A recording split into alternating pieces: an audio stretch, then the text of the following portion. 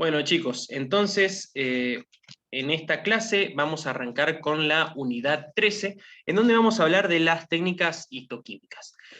¿A qué hace mención en las técnicas histoquímicas? Bueno, al conjunto de métodos, de técnicas, que nos permiten identificar las sustancias o los componentes de los tejidos y de las células, ¿sí? A esto hace mención las técnicas histoquímicas.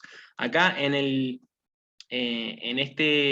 los dibujitos que tienen acá, tienen una extracción o una punción de médula ósea, ¿sí? En donde uno después puede analizar la médula ósea y ver los tipos de células, si hay algunas células anormales, o si hay signos de infección de algún tipo de patógeno, ¿sí? Y bueno, justamente lo que ven acá es una imagen de un microscopio en donde se utiliza mucho en estas técnicas las tinciones, ¿sí? Y eso se ve luego en el microscopio para poder identificar algún tipo de sustancia particular.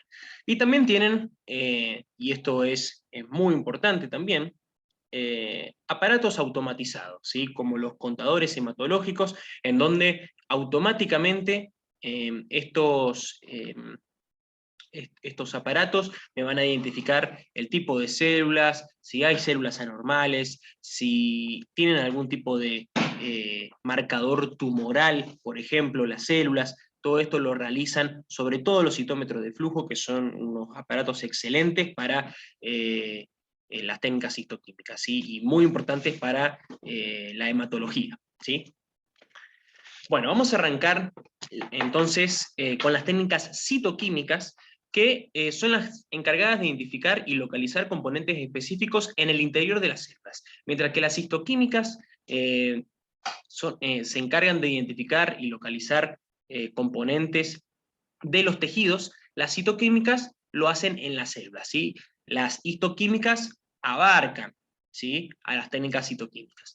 Y bueno, y se utilizan distintos análisis bioquímicos y técnicas de visualización para justamente identificar y localizar estos componentes en las células, ¿sí?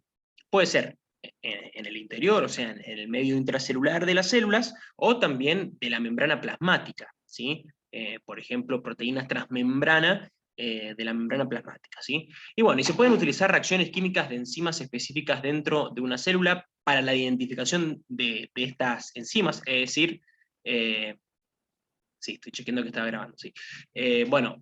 Justamente si yo quiero identificar, por ejemplo, alguna enzima, bueno, se pueden utilizar sustratos de esas enzimas para que justamente esas enzimas produzcan la reacción química y están asociadas esas reacciones químicas a un cambio de color, ¿sí? A una tinción. Entonces yo ahí puedo ver, por ejemplo, si algún tipo celular posee una determinada enzima, ¿sí? Eso lo vamos a ver al final de la clase. Se utilizan, por supuesto, colorantes y microscopio. En estas reacciones químicas específicas de enzimas también se utilizan microscopios, ¿sí? Y bueno, y justamente lo que acá se determina es identificar sustancias o moléculas eh, características dentro de una célula, ¿sí? Y se utilizan, por supuesto, los aparatos de laboratorio automatizados para las determinaciones cuantitativas celulares y de sustancias químicas. Y vamos a arrancar por esto último, ¿sí? Vamos a hablar de la citometría de flujo. ¿Qué es la citometría de flujo? Es una técnica que se utiliza para detectar y medir las características físicas y químicas de una población de células o partículas en un medio químico, en un medio líquido, perdón. ¿Y cuál es el concepto detrás de esta técnica? Es el siguiente: que las células dispersan la luz de una manera característica dependiendo de su tamaño y sus componentes. Es decir, que esta técnica, yo les he dejado acá escrito para que ustedes cuando estudien lo puedan tener más claro, ¿sí? Pero vayamos al dibujito, sobre todo en la parte que dice sistema de fluidos. Acá tenemos una muestra que es una suspensión celular, es decir, que tenemos un líquido, un medio líquido, en donde tenemos células adentro, células de distinto tipo. La técnica se basa en pasar células uno en uno, ¿sí? Como en fila india, una detrás de la otra, por un láser, ¿sí? Fíjense que el láser va a incidir su luz a las células que están acá pintadas de rojo, estos circulitos rojos. Dependiendo del tamaño y de los componentes de la célula que pasa por ese láser, se va a dispersar la luz de una manera específica. Dicho con ejemplos, si pasa un glóbulo rojo, los glóbulos rojos van a dispersar la luz de una manera específica. Si pasa un glóbulo, por ejemplo, un glóbulo blanco, un monocito, si pasa por ahí, la va a dispersar de una forma distinta a la luz, ¿sí? Entonces, lo que pasa en la citometría de flujo es que, asociado a esta muestra con suspensión de una suspensión celular y a este láser, hay un ordenador o una computadora que va detectando esas dispersiones de luz, ¿sí? Y va sumando y la va diferenciando, es decir, todos los glóbulos rojos que dispersaron la luz de una misma forma, bueno, los pone en un grupo. Los linfocitos que la dispersaron de otra, las pone en otro grupo. Los monocitos, por ejemplo, o las plaquetas también, que dispersan de otra forma, bueno, las va como categorizando, ¿sí?, en diferentes conjuntos y la va sumando. Por eso es muy importante esto para contabilizar distintos tipos celulares. Son aparatos fabulosos estos, porque yo de una muestra sanguínea, yo puedo saber la concentración de glóbulos blancos, de glóbulos rojos, y los distintos tipos de glóbulos blancos, si hay marcadores tumorales, como vamos a ver más adelante. Yo quiero que sepan el concepto, nada más, ¿sí? Quiero que sepan cuál es el concepto detrás de la técnica, en que las células dispersan la luz de una manera característica, dependiendo del tipo celular, o sea, dependiendo de su tamaño y sus componentes, y que está asociado a un ordenador, esto que justamente va sumando y categorizando los tipos celulares, ¿sí? Esto del sistema óptico, de los láser, de los espejos, de los lentes, esto a mí no me interesa. Quiero que sepan de una manera simple de qué va la técnica, ¿sí? Entonces la citometría de flujo lo que me permite hacer es un conteo de diferentes tipos celulares, pues se pueden detectar microorganismos, ¿sí? Si hay algún tipo de infección de microorganismos, por ejemplo, bueno, se puede detectar esto, ¿sí? Y no solamente se pueden analizar muestras de sangre, se pueden analizar muestras que estén en un líquido, ¿sí? En un medio líquido, que les permita que sea el líquido correcto para poder medir, ¿sí? Los parámetros que se quieran medir, ¿sí? No solamente se puede analizar sangre, ¿sí? Y bueno, y también se pueden determinar características celulares. Y bueno, y las aplicaciones de la citometría de flujo, que viene mechado lo que acabamos de decir, es el diagnóstico precoz, el seguimiento y el monitoreo del el tratamiento. Y en nuestro caso, porque nosotros estamos viendo enfermedades hematológicas sobre todo, ¿sí? Bueno, se usan muchísimo para este tipo de enfermedades, ¿sí? ¿Por qué? Porque bueno, ya de por sí la sangre es un líquido, ¿sí? Que se puede analizar fácilmente sin otro tipo eh, de método. A ver, si yo quiero analizar un corte histológico de un ganglio, ¿sí? No lo puedo meter al ganglio en un citómetro, ¿sí? Sí puedo meter una sangre, si puedo meter una muestra sanguínea, ¿sí? Es fácil de utilizar la sangre porque justamente acá se utiliza un medio líquido, ¿sí? Y bueno, como acabamos de mencionar, se pueden contar células, las características de las células, ¿sí? Y también marcadores tumorales, como pueden ser diferentes sustancias que son características de tumores, también pueden ser identificados por la citometría de flujo. Por lo cual es una técnica fabulosa para el laboratorio, ¿sí? Y se pueden utilizar sangre, médula ósea o también otro tejido en donde, bueno, justamente se necesita lograr que ese tejido, pasar la célula de ese tejido a un medio líquido para poder utilizarlo, pero se puede utilizar otro tejido, ¿sí? Bueno, ¿alguna pregunta de citometría de flujo? Vamos a ver esto nomás, de una forma muy sencilla y general. Ahora vamos a terminar con citometría de flujo y vamos a seguir con otras técnicas. ¿Tienen alguna duda? No, profe. No, profe. Perfecto, cualquier cosa me paran, ¿sí? Bueno, seguimos.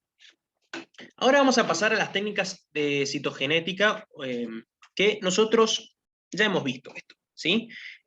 Lo hemos visto varias veces en más de una unidad, ¿sí? Así que si tienen alguna duda de esto, lo pueden ver acá o también en las unidades anteriores que hemos visto.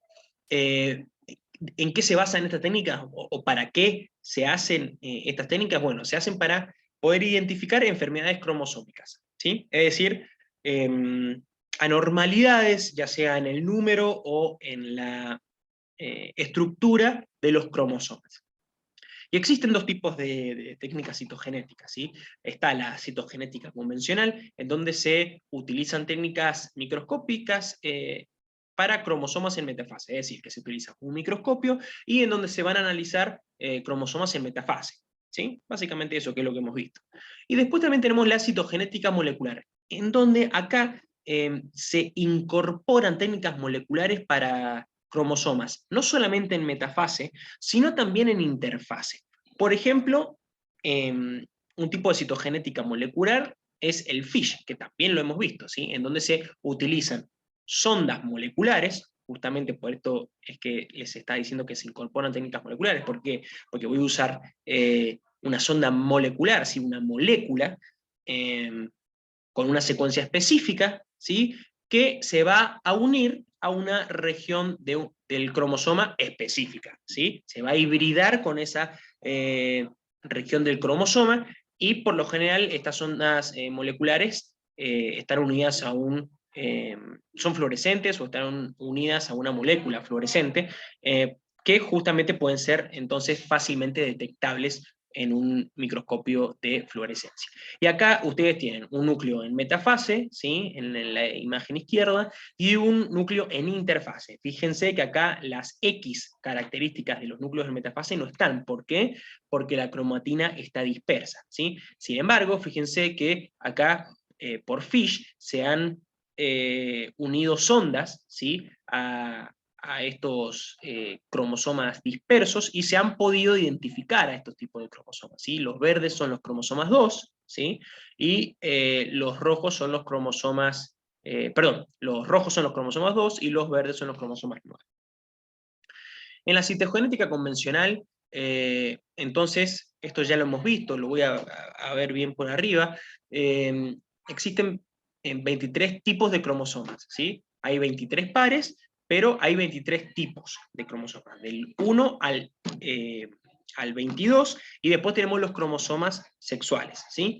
Entonces se utilizan diferentes productos químicos para la tinción de estos cromosomas, ¿sí? Por ejemplo, la tinción de Giemsa provoca banda G. ¿Y qué es lo interesante y qué es lo importante de esto? Que bueno, que cuando un cromosoma se bandea, ¿sí? Esas bandas son características del cromosoma, o sea, los cromosomas 1 se van a bandear de una forma, los cromosomas 2 de otra forma, los cromosomas 3 de otra forma. Es característico el patrón de bandas de acuerdo al cromosoma, ¿sí? Y es por esto que se utilizan estas técnicas para ver aberraciones cromosómicas, porque si yo, por ejemplo, tengo una traslocación en un cromosoma, es decir, que un cromosoma pudo haber incorporado, el cromosoma 1, por ejemplo, pudo haber incorporado por traslocación parte del cromosoma 4, supongamos, ¿sí? Entonces, yo a ese cromosoma, que es un híbrido entre el 1 y el 4, lo voy a bandear y voy a ver bandas distintas, ¿sí? Entonces, voy a saber que ese cromosoma es aberrante. Entonces, por eso se utilizan estas técnicas, para ver aberraciones, ya sea en el número o en la estructura de los cromosomas. Y acá tenemos la hibridación FISH, que significa hibridación fluorescente in situ. Y esta técnica se utiliza para detectar y localizar una secuencia específica de ADN en un cromosoma, ¿sí? Acá en el dibujito tienen cómo se genera una sonda, ¿sí? Y esta sonda está marcada, ya sea directa o indirectamente, con un grupo fluorescente. En este caso es indirecto. ¿Por qué? Porque está marcada con biotina, que esta molécula puede ser identificada por un anticuerpo que sí tiene unido a un fluorocromo. Entonces es un anticuerpo fluorescente, ¿sí? Por eso es indirecto. No es que la sonda sea fluorescente, sino que permite que se le una un anticuerpo fluorescente y por eso fluorecer, ¿sí? Y fíjense que es muy importante desnaturalizar al cromosoma. ¿Por qué? Y porque necesito que la sonda se hibride en la región a la cual se tiene que hibridar, ¿sí? A la cual se tiene que unir. Entonces, fíjense, cuando el cromosoma se desnaturaliza, ahí me deja una cadena simple de ADN y ahí permite que la sonda venga y se una, ¿sí? Después esta sonda puede amplificar su señal utilizando, si se quiere, un anticuerpo secundario. Pero no es importante. Acá lo que me importa es que sepan que puede haber una sonda, que por lo general es una sonda fluorescente, ya sea directa o indirectamente, que permite la unión de la sonda a una determinada región del cromosoma, ¿sí? Y se puede colorear, identificar. Y bueno, y acá tienen una variante de FISH-M, esto simplemente es una anécdota, que permite la visualización de los 23 pares de cromosomas a la vez, ¿sí? En donde se tiñen con diferentes ondas fluorescentes, ¿sí? Entonces yo puedo ver todos los cromosomas con colores distintos, ¿sí? O con una mezcla de colores, en donde puedo identificar bien a cada uno de ellos.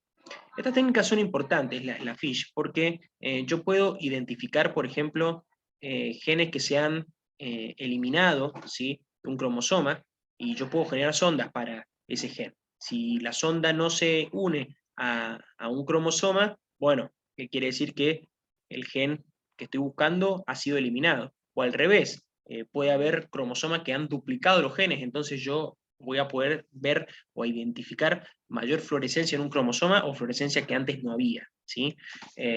También pueden generarse sondas para genes que se forman únicamente en algunos determinados cánceres, ¿sí? Como hemos visto, ¿se acuerdan el gen BCR-ABL que se producía en leucemia? Bueno, en la leucemia mieloide crónica, bueno, ahí se genera un gen que es nuevo, ¿sí? Porque hay una traslocación de dos cromosomas, ¿sí? Y se genera un gen que antes no estaba. Si yo genero una sonda para ese gen, bueno, puedo identificar si un gen tiene si un cromosoma tiene este gen tumoral, ¿sí? Porque es un gen específico del tumor y que genera una proteína tumoral también, ¿sí? Y bueno, y acá tienen también en otro dibujito cómo se produce la desnaturalización, por un lado, de la sonda, ¿sí? Y por otro lado, del cromosoma, ¿sí? Cuando se desnaturalizan los cromosomas, ahí es como que se le abre la puerta a la sonda para que se pueda unir, ¿sí? Y poder marcar, si en este caso es la sonda marcada con una fluorescencia verde, ¿sí? Entonces yo veo el cromosoma y veo la región en donde se unió la sonda, ¿sí? ¿Alguna duda con FISH? ¿Quieren repasar algo o estamos bien?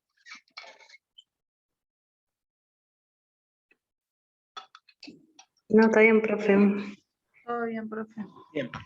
Cualquier cosa me paran, ¿sí? No hay problema de repasar cualquier tema. Bueno, ahora vamos a arrancar con otro tipo de técnicas, ¿sí? Vamos a hablar de las técnicas inmunoquímicas, y vamos a hablar de las principales técnicas inmunoquímicas, ¿sí? Y vamos a arrancar con la tipificación del grupo ABO, es decir, la identificación del grupo sanguíneo de una persona, ¿sí? ¿Cuál es el concepto o la idea detrás de esta técnica? Bueno, es unir a los glóbulos rojos, ¿sí? Los glóbulos rojos, que esto lo vamos a ver en la última unidad. Los glóbulos rojos, pero seguramente ustedes ya lo saben. Los glóbulos rojos tienen en su superficie proteínas que van a servir como antígenos del sistema inmune, ¿sí? ¿Cuáles son esas proteínas? Son los grupos sanguíneos, ¿sí?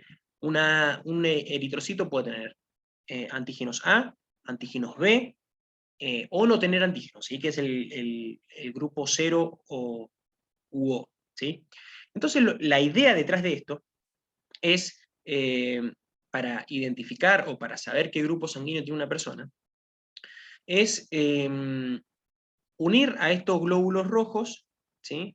En realidad dividirlos, ¿sí? en una placa, así como tenemos acá, a muestra de sangre, y se les va a agregar anticuerpos, ¿sí? Anticuerpos A, anticuerpos B y anticuerpos D que me va a identificar el grupo RH, ¿sí? Entonces, ¿qué es lo que sucede acá? Si el anticuerpo A se une a los glóbulos rojos, ¿sí? De la muestra de sangre, se van a aglutinar los glóbulos rojos, es decir, que se van a precipitar o formar agregados, ¿sí? ¿Qué es lo que tienen ustedes acá en el dibujito? ¿Sí? Fíjense que en el anticuerpo, en el segundo, en la segunda fila, ustedes tienen acá como puntitos, y arriba también se los puede ver como varios puntitos, ¿sí? Es decir, que no está disuelta la sangre, no está formando una solución homogénea, sino que se están formando acá agregados de glóbulos rojos. Eso es porque el anticuerpo A se unió al grupo A, es decir, al antígeno A de los glóbulos rojos, y eso permitió la aglutinación de los glóbulos rojos, que lo tienen acá mejor en este dibujito, ¿sí? Fíjense que cuando se empiezan a unir los anticuerpos a los antígenos de los glóbulos rojos empiezan a acercarse, a aglutinarse, a concentrarse. Y es lo que nosotros vemos acá. Entonces, cuando se aglutinan los glóbulos rojos con algún anticuerpo determinado, es porque es positivo a ese anticuerpo. Entonces, yo tengo acá que, por ejemplo, en el zócalo de abajo, acá en la plaquita en donde tengo las tres muestras abajo, tengo que es positivo para el antígeno A. ¿Sí? ¿Por qué? Porque se aglutinaron los glóbulos rojos. Es negativo para B porque no hay aglutinación, ¿sí? Y sí hay aglutinación, si bien no es muy buena la imagen, pero se ven aglutinación de glóbulos rojos acá, entonces es A positivo, ¿sí? Esto no solamente se puede hacer en una placa, sino que también se puede hacer en un tubo de ensayo, y bueno, y vamos a ver, la idea es la misma, si existe aglutinación es porque es positivo para ese anticuerpo en donde lo estoy viendo, y si no hay aglutinación, es decir, que voy a ver una solución bastante homogénea, es decir, que es negativo para ese antígeno, ¿sí? O para ese grupo sanguíneo. Entonces, acá yo voy a unir, por ejemplo, yo tengo sangre A, vamos a arrancar con la sangre A. Si yo a la sangre A la mezclo con anticuerpos A, ¿sí? Con una solución que tiene anticuerpos A, bueno, se va a generar aglutinación, ¿sí? Porque justamente el anticuerpo está reconociendo al antígeno A y está formando aglutinación de glóbulos rojos. Por otro lado, con anti-B no va a pasar nada, no va a haber aglutinación, ¿sí? Ahora, con una solución anti-A y anti-B sí va a formar aglutinación. ¿Por qué? Porque tengo anti-A. Anti-B no va a hacer nada, pero anti-A sí. Y si esta persona es RH positivo y yo tengo una solución con RH positivo, lo que hago es justamente ver aglutinación, ¿sí? Y si no, no. Es la misma idea de siempre. Entonces lo que se hace es separar la muestra de una persona en todos los grupos sanguíneos, ¿sí? En los distintos grupos sanguíneos, es decir, que voy a poder dividir la muestra de esta persona en 1, 2, 3, bueno, sí, a ver, 1, 2, 3, 4, 5, ¿sí? Porque el grupo O, perdón, me estoy confundiendo acá. Voy a dividir la muestra de una persona en 4, ¿sí? ¿Por qué? Porque a esa persona, para identificar su grupo sanguíneo, necesito saber qué pasa con los glóbulos rojos, cuando los uno con anti-A, con anti-B, con anti-A y anti-B, y con anti-RH, ¿sí? Y acá tienen un grupo, perdón, un cuadro en donde ven los distintos grupos sanguíneos en la superficie de los glóbulos rojos, ¿sí? Fíjense que el grupo A tiene todos antígenos A, el grupo B todos antígenos B, el grupo AB tiene repartidos antígenos A y antígenos B, y el grupo 0 no tiene, ¿sí? Ni A ni B. Y fíjense también que las personas con el grupo sanguíneo A van a generar anticuerpos B, ¿sí? Es decir, esto es muy importante para tener en cuenta las transfusiones. Por eso a una persona de un grupo A, ¿sí?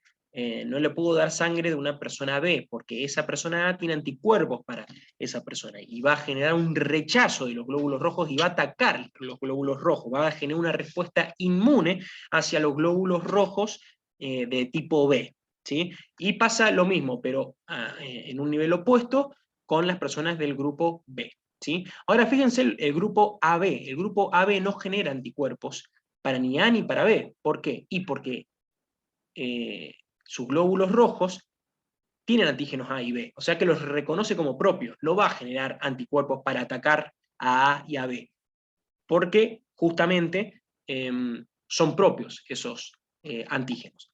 Y el grupo 0 es todo lo contrario, ¿sí? Va a generar anticuerpos A y anticuerpos B.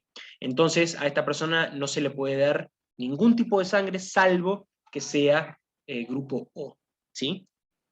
¿Alguna duda hasta acá con grupos sanguíneos y las técnicas? No, profe. Bien, perfecto. Esto, sépanselo de una forma superficial, ¿sí? A mí lo que me interesa es que sepan las gotas de reactivos o sea, los tipos de reactivos que se utilizan, los anticuerpos A, anticuerpos B y anticuerpos D, y si existe aglutinación o no. Esto, y que se utiliza sangre coagulada, ¿sí? Pero, anticoagulada, perdón. Se utiliza compuestos como el EDTA para anticoagular, porque pueden perturbar la reacción. Entonces se usa sangre anticoagulada. Pero no más de eso, ¿sí? Que ahí se puede hacer en placa, en tubo de ensayos y nada más. Bueno, vamos a arrancar entonces ahora con la prueba de Coombs. Nosotros entonces, anteriormente, lo que hicimos es detectar o identificar los antígenos en la superficie de los glóbulos rojos, es decir, el grupo sanguíneo de los glóbulos rojos. Ahora lo que nosotros queremos hacer es detectar los anticuerpos que puedan existir en el suero de una persona, ¿sí? Estos anticuerpos que van a reaccionar contra antígenos en los glóbulos rojos, ¿sí?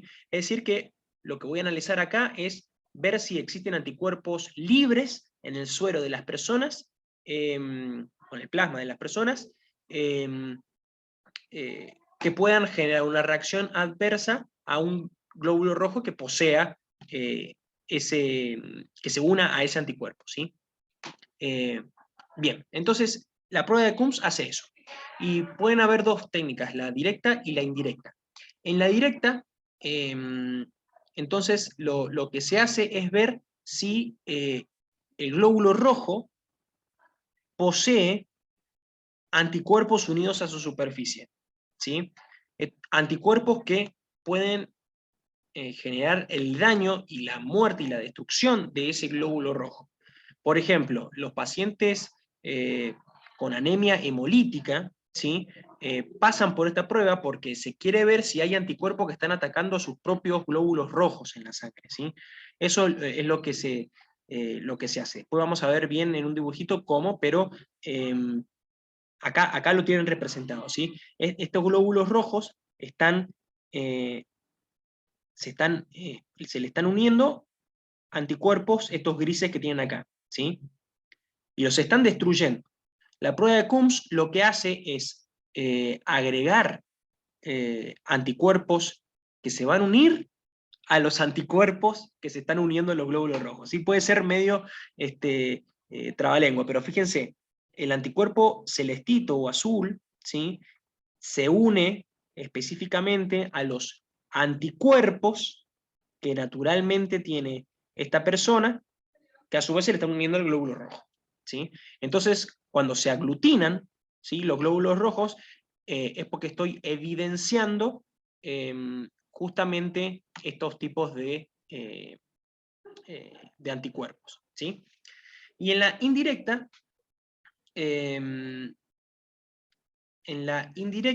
lo vamos a ver mejor acá en este dibujito, ¿sí?